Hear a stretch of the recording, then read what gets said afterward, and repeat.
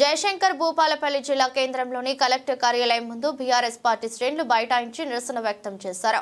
కాగా వీధులకు హాజరవుతున్న కలెక్టర్ రాహుల్ శర్మ వాహనాన్ని అడ్డుకోవడంతో కార్యాలయం వెనుక వైపు నుంచి లోపలికి వెళ్లారు.